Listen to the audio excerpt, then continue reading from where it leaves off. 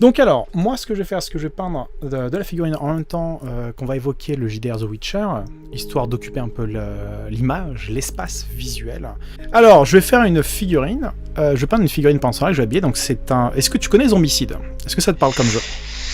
Je crois que c'est une histoire qui se passe en Angleterre au XVIIIe siècle, une romance avec Monsieur Darcy, quelque chose comme ça, non? Une histoire d'amour?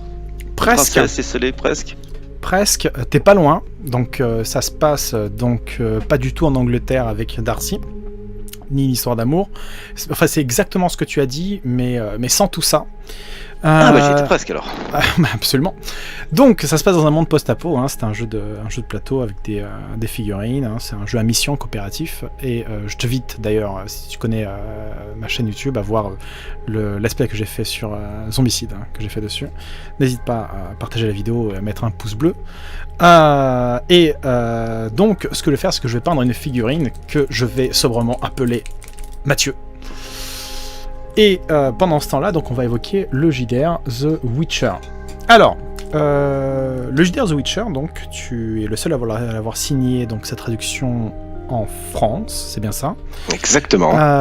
J'étais avec toi à Indianapolis lorsqu'on a vu l'auteur du jeu, qui n'est autre que Cody Pondsmith. D'ailleurs, au passage, on finalise là la traduction de l'interview qu'on a fait ensemble de l'auteur de jeu pour justement qui va tomber d'ici pas longtemps. Ça va être l'occasion de reboucler. Ça va être l'occasion de le reboucler parce que c'est une actu réelle. The Witcher, le JDR, j'ai vu la couverture qui défonce, juste. Et même si on l'avait vu sur la version prototype à Indianapolis, ça fait juste pas le même effet, quoi. Disons qu'on passe du fantasme à la réalité, surtout que tu as, de ce que j'ai bien compris, un semblant de date, avec un semblant de prix, avec un semblant de projet, avec un semblant de couverture, avec tout ce qu'il y a de plus concret en vrai. Ouais, on passe effectivement du projet présenté par l'éditeur américain qu'on a croisé à la Gen Con, qui nous avait montré le manuscrit original et qui n'était encore effectivement qu'à l'état d'ébauche et qui n'était pas encore soumis à l'approbation de CD Projekt Red. Et là, on a eu, il y a moins d'une semaine, la confirmation donc de la validation de la couverture, des textes intérieurs, etc. Donc on va recevoir là dans les prochains jours le manuscrit final, définitif, fini, avec la couverture définitive du jeu et les premières infos exclues qui vont tomber, quoi. Donc c'est du tout frais, c'est du tout neuf, c'est du tout chaud. C'est encore, on est les premiers nous à le mettre en avant parce qu'on a Cannes qui arrive et qu'on est les premiers en fait à avoir un événement. Ouais, d'ailleurs au passage, si vous allez au festival des jeux, n'hésitez pas, hein, il y a Mathieu qui aura un stand avec de la nouveauté, de la news, et même sur les projets qui ont été amorcés fin d'année dernière avec Tales from the Loop, donc il y a un jeu type Stranger Things, vous pourrez en parler, ou même Star Trek qui sort dans pas longtemps.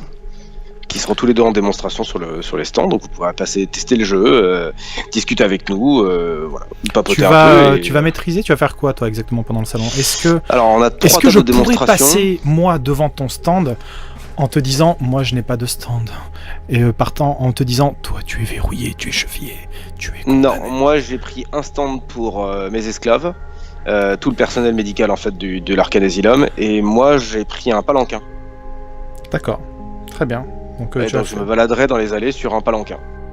Oh, normal, très bien. Celui que tu m'avais montré, celui dont tu m'avais montré les plans par rapport à ce que tu voulais fabriquer grâce au financement participatif. Exactement, avec tout l'argent détourné en fait, je loue 4 vestales qui porteront mon palanquin à travers toutes les allées. Tu vois, j'aime rester tranquille et pouvoir me balader discrètement, et je me suis dit que le palanquin c'était la solution toute trouvée, quoi. En fait, en plus c'est sous-estimé, plus personne l'utilise vraiment, ça fait vraiment un truc un peu voilà, moi j'aime bien les côtés rétro, old school, je trouve que le palanquin c'est un beau métier, éditeur. C'est un très très beau métier. Ouais. Et donc du coup... Et ça fera une figurine terrible pour Zombicide, Mathieu et l'éditeur qui jette des livres à la tête des zombies. Mais je suis pas sûr qu'il y ait ça vraiment à l'époque en Angleterre. Hein.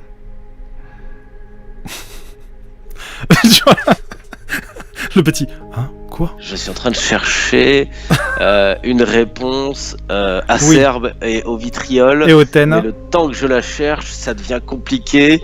Donc le temps s'écoule, le temps est vite. Transition. Le temps s'écoule, voilà. Du coup, et pendant ce temps, à Veracruz. Question. The Witcher, ça date de quand, là, au niveau de la négociation? Ça a commencé à être... La discussion a été amorcée quand, en fait? Depuis quand?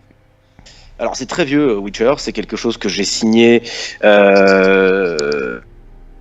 à la Gen Con 2016. Et c'est une négociation que j'avais entamée 1 an encore avant. En fait, dès les premiers posts sur le blog de Talsorian Game, parce qu'ils ont un blog très rétro 90s. Talsorian Games, c'est l'éditeur qui s'occupe en fait du développement du jeu, et c'est l'éditeur qui a fait Cyberpunk qui sera porté en jeu vidéo par justement CD Projekt Red. Voilà, exactement.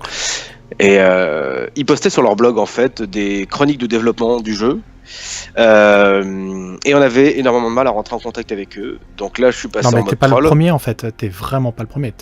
Mais tous les éditeurs que je connais ont évoqué le fait que c'était la croix et la bannière pour réussir à avoir des infos d'eux. C'est juste le miracle. Si t'as réussi toi à avoir contact avec eux, t'as brûlé un nombre de chatons. Je sais pas. C'est la puissance du troll. Je les ai trollés pendant 1 an sur toutes leurs pages, tout Question, leur blog, leur est-ce Facebook, que tu conseilles leur Twitter, aux gens tout.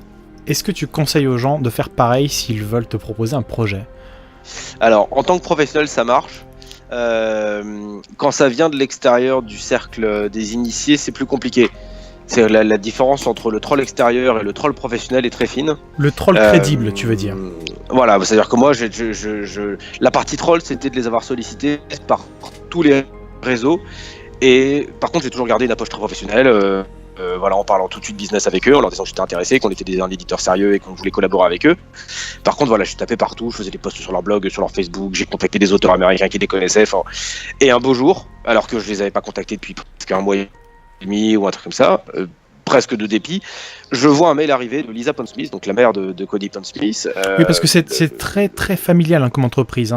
Il y a Mike Pondsmith, donc qui est l'auteur de Cyberpunk, Cody Pondsmith, qui est son fils, qui s'occupe du développement du jeu The Witcher, et Lisa Pondsmith, donc qui est son épouse et qui est gestionnaire donc chez Talsorian et qui est aussi développeur donc Exactement. Sur Exactement, elle est auteure, c'est une grande fan de Witcher parce qu'elle est partie faire l'école des sorceleurs avec son fils cet été d'ailleurs. Et donc voilà, après l'avoir harcelé pendant 1 an, j'ai reçu un mail très gentil qui disait: bonjour Mathieu, pour te remercier de ta persévérance, voyons-nous à la Gen Con.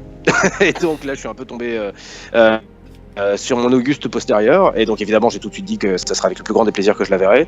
Et cette Gen Con, donc 2016, on se croise à un restaurant mythique qui s'appelle le Choulaz, qui est un restaurant d'un ancien joueur de football américain. Et en fait, sur la table, elle me pose le contrat directement. Et donc, c'est la première fois de ma vie que je me retrouve à lire et signer un contrat entre une salade de crevettes et un steak. C'était quoi qui avait l'air le plus délicieux du coup? C'était la crevette ou le steak du coup suite à la lecture du contrat? C'est lequel qui avait l'air J'avoue que j'étais trop concentré sur le texte. Tout avait un air... Le texte, d'un seul coup, tout me semblait merveilleux. Je suis sorti, je trouvais que l'air était frais, que le vent était magnifique, que les Américains étaient beaux et sveltes. Pareil pour la crevette. La crevette, elle me regardait, elle chantait, voilà, en Gloria. Sous l'océan, elle chantait bien sûr. C'était magnifique, et c'était magnifique. Donc, c'était assez incroyable comme situation, parce que d'habitude, on procède jamais comme ça. Le contrat, il est envoyé en amont, il faut qu'il soit lu, étudié, etc.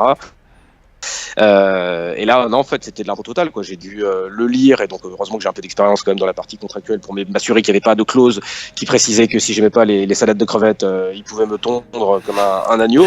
Le piège.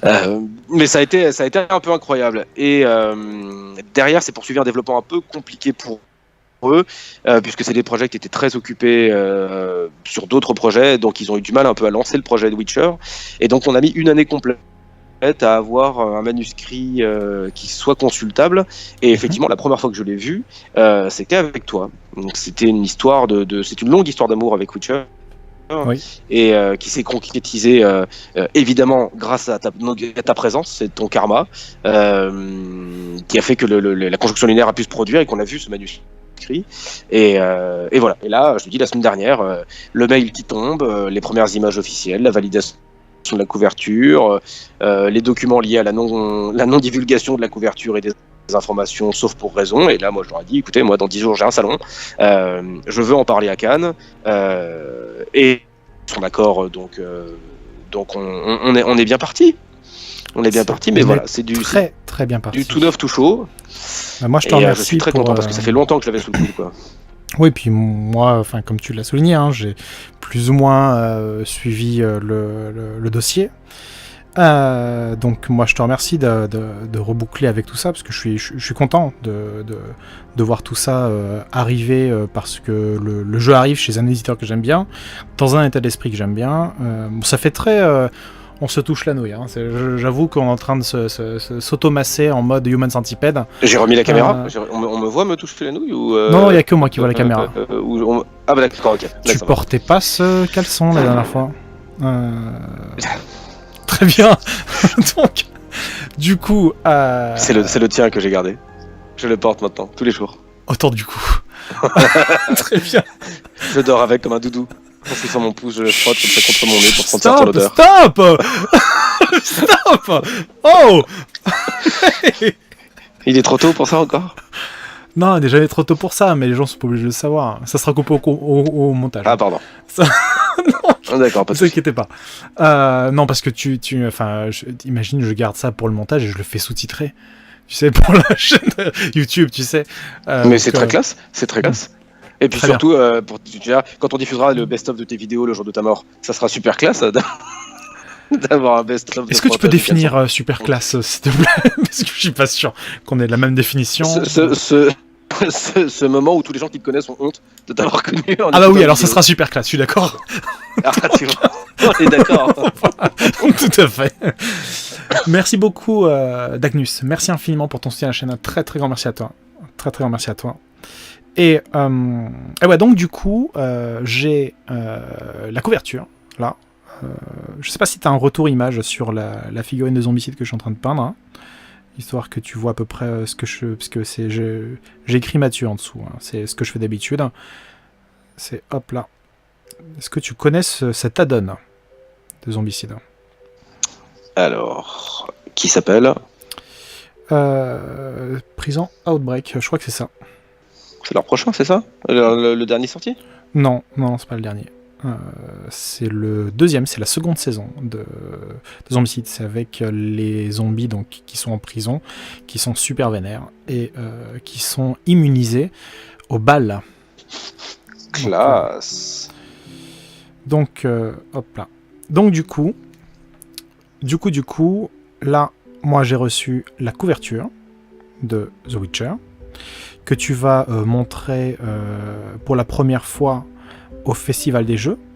Exactement. Mais première fois, pas tout à fait première fois, parce que j'ai ton accord pour le montrer là.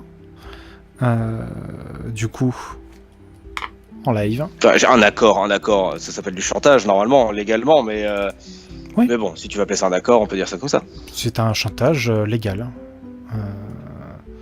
Alors, donc, je vais mettre l'image. Hop. Switcher. Alors non, c'est pas tes photos de vacances. Hop, avec ton... Oh mon dieu, en plus, l'image. Tu m'as filé un HD, mais genre incroyable. Ok, donc c'est la couverture qui c'est du work in progress. C'est ça? Celle-là, elle est au stade 95% finalisée.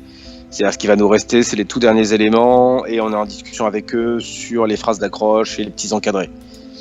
Donc mais l'illustration est définitive, voilà, le logotypage est définitif, donc voilà, le plus important est définitif, quoi. Très bien. Donc voilà pour la première fois donc la couverture du JDR The Witcher qui est normalement prévue pour quelle date? Pour la fin d'année. Il devrait être normalement, il devrait être sorti pour pouvoir être sous les sapins de Noël. Sous les sapins de Noël, le JDR The Witcher en français avec pas moins de 300 et quelques pages. Tout couleur, en quadrichromie, c'est ça? Exactement, 360 même, plutôt que 300, mais ça va être un gros bébé quand même. Et ouais, ça va être un gros bouquin qui va donc reprendre l'univers de The Wild Hunt. Donc on est bien sur le 3e opus de Witcher au niveau de l'histoire, au moment de la guerre entre le Nilfgaard et les Royaumes du Nord. Donc la trame narrative va être dépeinte dans l'ouvrage, mais il va surtout permettre de jouer en fait tout un tas d'événements qui se passent autour et que les joueurs vont pouvoir eux-mêmes vivre en fait et pas se contenter de refaire les histoires de jeux vidéo. D'accord. Et du coup, dedans, il y aura de quoi créer un personnage, il y aura de quoi jouer. Est-ce que maintenant qu'on en est encore dans l'ordre, parce que j'aimerais bien ne pas sortir du cadre du chantage. Alors, tu m'as dit oui pour écrire sur The Witcher. Écoute, a priori, la possibilité d'écrire sur ouverte, en effet. On est en train de finaliser le deal pour pouvoir créer des scénarios additionnels. Et a priori, CD Projekt serait sur le point d'accorder la licence d'écriture à l'éditeur américain qui pourrait, lui, nous la rétrocéder derrière. Donc, on sera en capacité de fournir des scénarios exclusifs sur l'univers de The Witcher. Je suis content. C'est quelque chose d'assez cool. Plutôt une bonne nouvelle. Écoute, je reste mesuré sur la joie que ça me procure. C'est tu verras. Après, je sais que c'est pas un univers qui est particulièrement palpitant pour toi, donc bon, je pense que tu l'es bien plus ça pour moi. D'écrire, tu faudra que tu fasses un peu d'effort, quoi. Mais d'accord. Mais genre à partir de combien, 2 ou 3 mojitos? Là, je pense qu'il faut aller manger du pickles à l'américaine. Dans sa sauce et dans son sachet plastique. Je pense que là, il faut aller à ce niveau-là. D'accord, ok. Donc du coup, pas de financement participatif là-dessus? Non, une sortie directe en magasin. Avec donc le paravent de jeu et les accessoires qui vont bien. Et derrière, je pense qu'on le paravent, c'est l'écran de jeu. L'écran du meneur, ouais. Mais en français, on appelle ça un paravent. Et puis après, dans les prochaines semaines, je pense qu'on aura un peu plus d'informations sur le reste de la gamme. Mais pour ceux qui n'avaient pas été là sur le débrief de la Gen Con, l'auteur nous avait annoncé un bestiaire un peu plus complet, un bouquin sur les différentes écoles de sorceleurs, voilà, des guides géographiques de Witcher pour pouvoir jouer dans différentes régions. Mais donc voilà, une belle gamme a priori qui sera bien soutenue. Tu prévois plusieurs... Tu prévois plusieurs versions du livre de base ou déjà, parce qu'elle est déjà luxueuse, hein, c'est quand même, on est dans du full color déjà de base. Ouais. Moi j'aimerais bien, je suis assez fan des éditions un peu de luxe. Donc si j'avais l'autorisation, tu vas te faire un petit bouquin avec une belle couverture cuir et juste la tête de loup, le pendentif là de Geralt par exemple, ça serait assez joli. J'ai vu ce que tu as fait sur Dark Ages déjà. Ouais, tu vois, ça c'est les jolies couvertures. Donc moi ça me plaît assez. Voilà, moi pour la collectionnite, c'est des bouquins que j'aimerais avoir dans ma bibliothèque pour avoir des éditions un peu prestigieuses, parce qu'un livre de jeu de rôle, voilà, c'est quelque chose qu'on garde longtemps. Donc je trouve que c'est des bouquins qui se prêtent à avoir des couvertures un peu chic. Donc voilà, ce sont des choses qui me plairaient assez. Donc, je vais faire ton taf et balancer les news, les infos que tu m'as balancées par mail, en faisant semblant que je ne sais pas de ce dont tu allais parler. Mais donc, dis donc, pour les 360 pages et ta couverture cartonnée et ton marque-page en tissu, ton prix de vente ne serait pas situé entre 48€ et 50? Exactement. D'accord. Exactement. Je suis T'as pas la musique juste du juste prix? Non, parce que je vais me faire striker sur YouTube. Du coup, j'ai. Direct. Sinon, direct, j'aurais mis la musique du juste prix. Hein. Mais carrément. Évidemment. Donc, du coup là-dessus, oui, on reste quand même dans un prix qui est plus que raisonnable. Hein. Pour rappel, le livre de base Warhammer 40 000 qui faisait à peu près 400 pages en full quadri, il faisait 55€ si je dis pas n'importe quoi chez Edge. Exactement. Donc du coup c'est quand même c'est plus que correct, hein. On va pas se leurrer. Et là-dessus tu prévois un premier tirage à combien? Je pense que sur une gamme comme The Witcher, on risque d'avoir pas mal de demandes. On devrait tirer entre 3 et 5 000 pour un premier tirage. D'accord. Est-ce qu'il y a moyen de précommander ou équivalent? Ça dépendra. On est en train de refondre notre site. Alors, je donc sais. normalement, on devrait pouvoir avoir ça en ligne, ouais. Et puis, là-dessus, par contre, on va pas se leurrer, hein, c'est que Mathieu est quand même soumis à énormément d'éléments extérieurs qui sont liés à CD Projekt Red et Talsorian Games, donc il peut pas faire... on se rend pas spécialement compte, hein, mais quand on a accès à une gamme qui est une traduction en l'occurrence, aussi prestigieuse soit-elle, on est soumis quand même à des éléments extérieurs qui nous font un peu parfois nous rendre hyper frustrés parce que tu n'as pas le même. Surtout la preuve, quand tu évoquais que le jeu avait été négocié il y a quasiment 2 ans, et pour le coup tu ne peux pas aller en voyant l'éditeur, le développeur, en disant oh t'en es où là, non, tu t'adaptes, tu t'adaptes, tu continues à avancer toi sur tes projets. Ouais, la difficulté en fait de ce genre de licence, c'est qu'en fait il y a de multiples partenaires. Et donc à partir du moment où il y a différents intervenants, ça devient compliqué en fait d'avoir une marge de manœuvre large. Donc il faut un peu faire le Tetris, s'adapter à tout le monde, et trouver sa place aussi. Et le temps fait que le CD Projekt prend confiance avec ses partenaires. Si nous on fournit des scénarios et qu'on fournit des bons scénarios qui vont être beaux, bien illustrés. Non, tu m'as dit ok pour les scénars, mais tu m'as pas dit des bons scénars. Non, mais c'est parce que j'ai des vrais auteurs aussi qui viennent écrire à côté. Donc des personnes, je pourrais toujours mettre mon, je pourrais quand même toujours mettre mon nom sur en fin de scénario pour faire croire que c'est moi qui l'ai écrit. Bien sûr, je te mettrai ton nom sur les marque-pages. Ah ok, nickel, parfait. J'adore les marque-pages. C'est une passion pour moi. Ma maman m'a dit quand j'avais 12 ans, elle a dit quand tu seras grand, tu seras un marque-page. Je me souviens. Hein. Donc c'est un peu une consécration pour moi. Hein. Et c'est grâce à toi. Merci. Ouais, merci Mathieu. Je ne le fais ce métier que pour toi. Très bien. Donc si vous aussi vous voulez devenir des marque-pages, n'hésitez pas à envoyer votre candidature. Je suis sûr qu'il l'analysera avant de l'ignorer passablement, parce qu'il adore ça. Est-ce que je peux te dire un autre truc aussi agréable ? Je ne me suis connecté qu'à ça. Je veux du suave ce soir. Du suave. Carrément. Il est trop tard ce soir, il est tard, je suis toujours au bureau, je suis malheureux comme la pierre, alors sois soyeux avec moi. Très bien. Du coup, pour conclure, ton actu, c'est Dark Ages, là qui continue de s'étoffer avec les éléments, il me semble avec la France qui va arriver. Qui est on est en train de faire développer le supplément France. On reçoit toujours. Là, on a reçu un gros supplément sur Vampire qui s'appelle Secret des clans, qui est une sorte de livre de clans, mais qui regroupe tous les clans en fait de Vampire.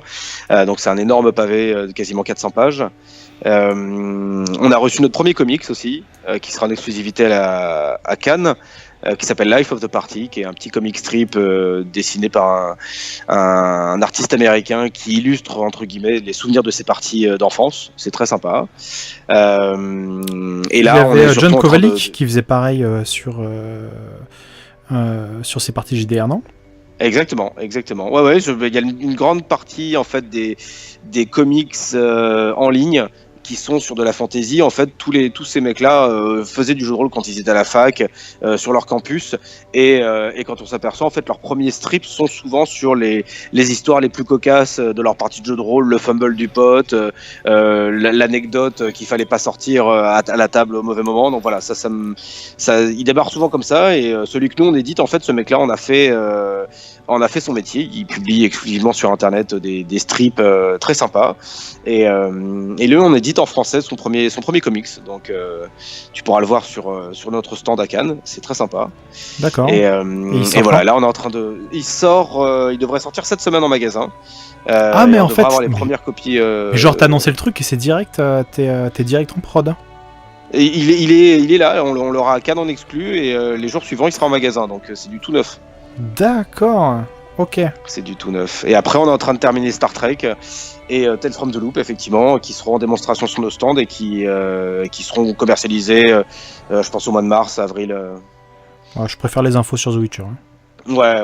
Moi aussi. Là, j'avoue que c'était le petit kiff du mois de février, recevoir la validation. Ça fait tellement longtemps que c'était dessus. Là, j'avoue que je suis très content. On a vu des artworks arriver. On a eu plein de signes positifs. C'est des projets qui sont très contents du jeu. Pour être tout à fait... Enfin, je sais pas si j'ai le droit de le dire, mais à un moment donné, tu as été un peu en panique par rapport à The Witcher parce que, comme tu as signé le jeu il y a 2 ans, tu t'es demandé où est-ce que ça en était, et c'est légitime après avoir signé un aussi gros jeu.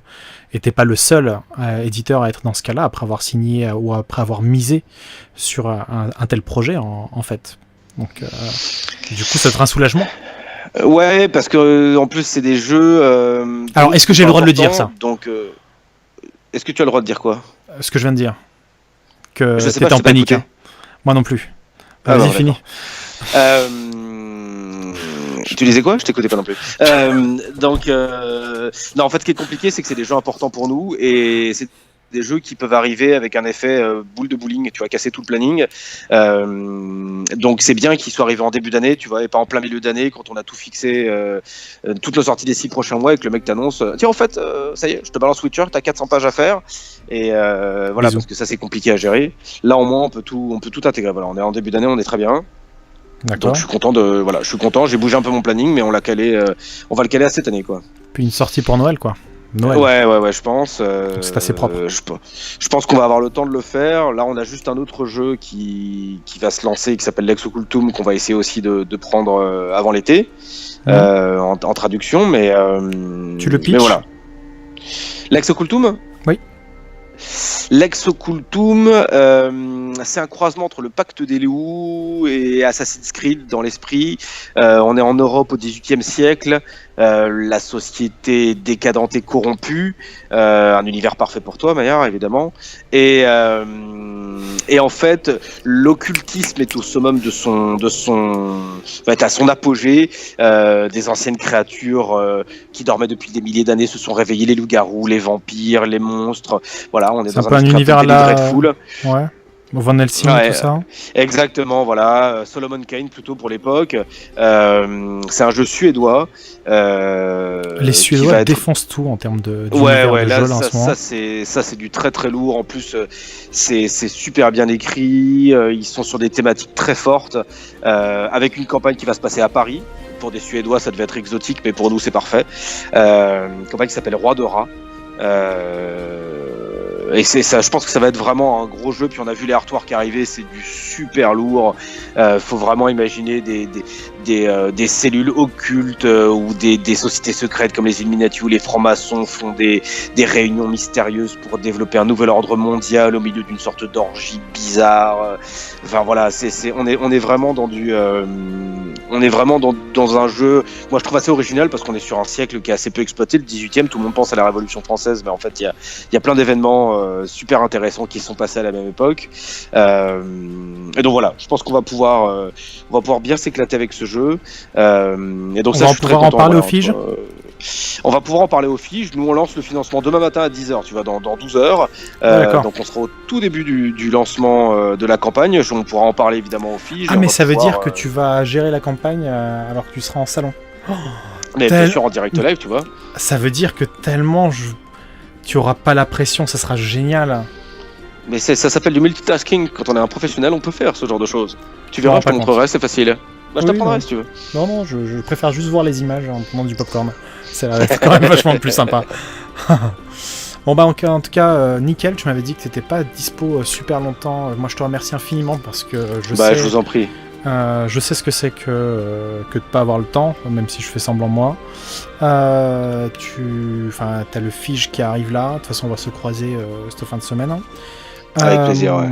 Et on parlera de tu sais quoi. Signe avec l'index et le majeur, crochet, fermé. Excellent. On parlera aussi de l'autre chose. T'en as déjà trop dit. Très bien, merci infiniment en tout cas à toi d'être passé, d'avoir lâché toutes ces infos, vraiment, parce que on se sent privilégié là-dessus. Donc merci à toi, merci infiniment. C'est très classe je vous en prie, c'était un plaisir. Et puis merci à toi de m'avoir reçu et un petit bisou à tous les Twitchers fanatiques qui te suivent toujours et qui sont toujours aussi soyeux. Donc voilà, je repars finaliser mon bout de stand et mes dernières activités, mes petites fiches de perso et tout ça. Tu reviens quand tu veux, parler des actus, peut-être pas pendant ta période de campagne, puisque tu seras peut-être un poil blindé, mais quand tu veux, avec grand plaisir. C'est toujours avec plaisir. J'espère que cet échange vous a plu, n'hésitez pas à me rejoindre sur Twitch, sur Instagram, sur Facebook et Twitter. Maintenant, dites-moi en commentaire si d'autres vidéos de ce type vous fait envie ou vous rend curieux.